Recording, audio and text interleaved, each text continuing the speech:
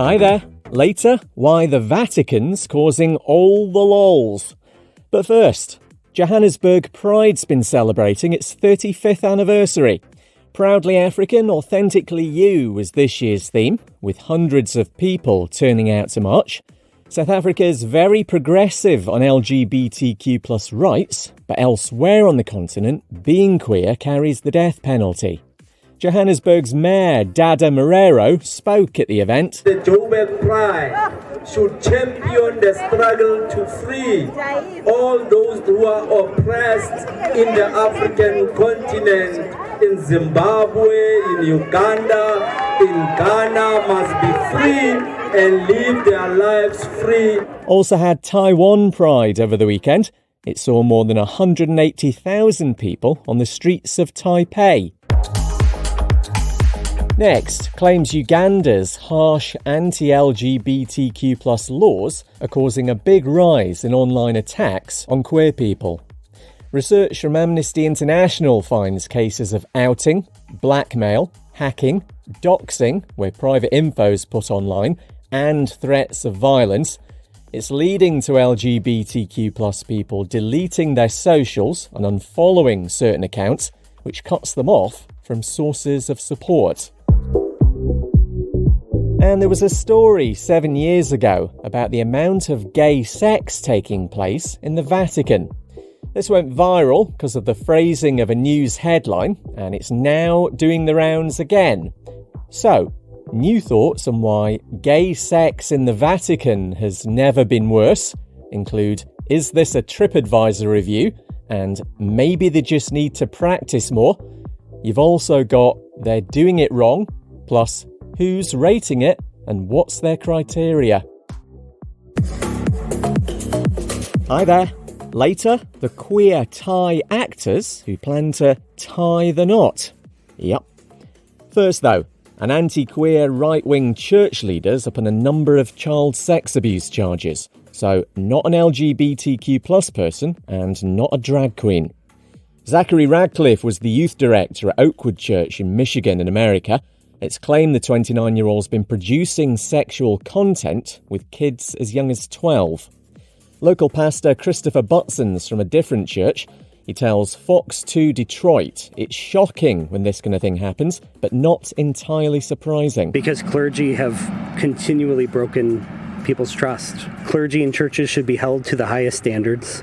And it's an excellent reminder that every church and organization that involves children should regularly review and update their child protection policies. The charges date back over a decade, and police think there might be more victims.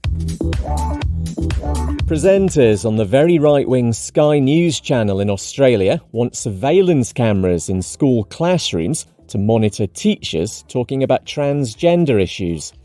Came off the back of a guest saying kids should secretly record their teachers discussing matters that don't align with family values. The host said there's too much far-left activism in classrooms and the cameras would stop leftist indoctrination. FYI, when I was at school in England in the 90s, it was actually illegal for teachers to talk about queer stuff in class. And guess what? I'm still gay as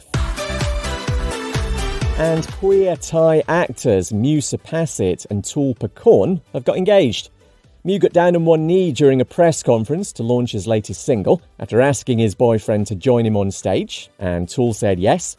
Last month, Thailand became the first country in Southeast Asia to legalise same-sex marriage. The law comes into effect in January. Hi there. Later, the head teacher sacked for having an LGBTQ+ kindness class. First though, it's official, sort of. Gay sex is not sinful. So says the Church of England's senior bishop, the Archbishop of Canterbury. Justin Welby tells the rest is politics. If it's happening within a committed relationship, it's fine. Where people have been through a civil partnership or a same-sex marriage, equal marriage, they should be able to come along to a church and have a service of prayer and blessing for them in their lives. He was giving a personal view. The official line from the church is that sex should only happen within marriage, and that's a union between one man and one woman.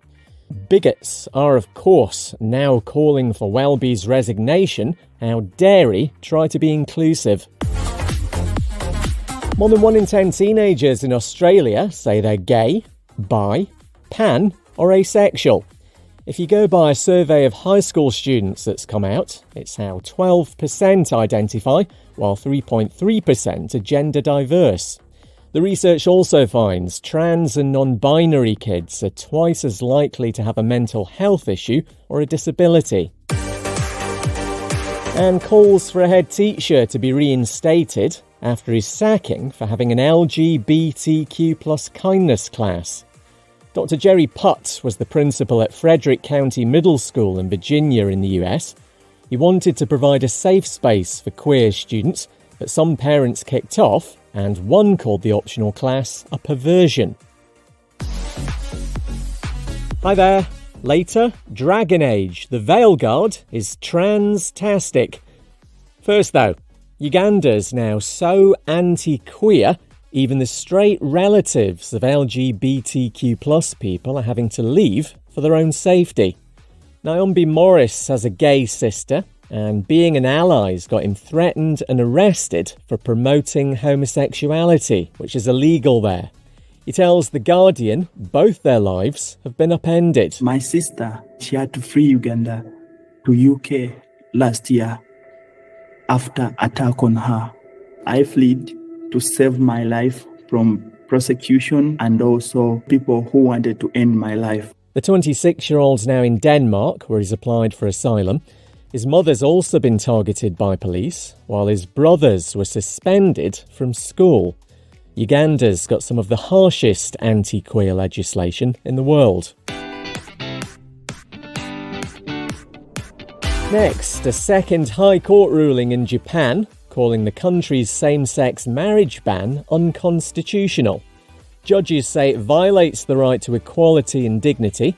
This is the 7th legal ruling against the policy.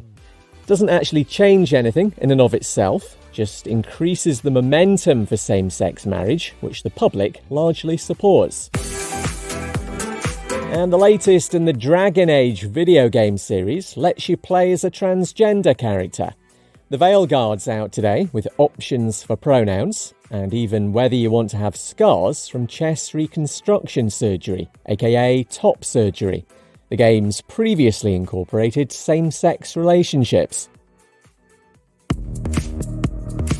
Hi there. Later, the Scissor Sisters are back. First though, claims of horrific police homophobia from a gay officer in Australia.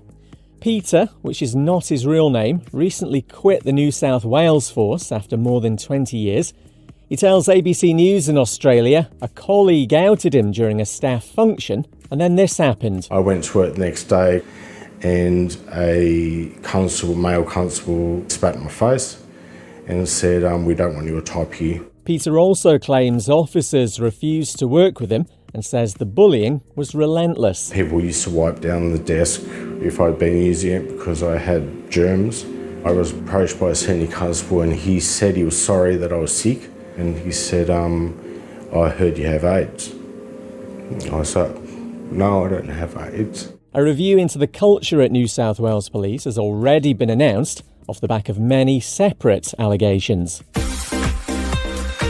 The organisers of London Pride are bidding to host World Pride there in 2030. The event bigs up queer visibility and awareness on an international level. Washington DC's the venue next year, got Shakira headlining, with Amsterdam doing the honours in 2026. And the Scissor Sisters, one of the most successful queer music acts ever, are getting back together. Minus animatronic, but let's not spoil things. They've been on an indefinite hiatus since 2012, but now a UK and Ireland tour's been announced for next year, and you just know that's going to end up going worldwide. It's to celebrate the 20th anniversary of their first album and make lots of lovely money. Don't forget you can listen to us on your smart speaker. Gently encourage it to play the latest Pride Daily. I'm Kev McGrath.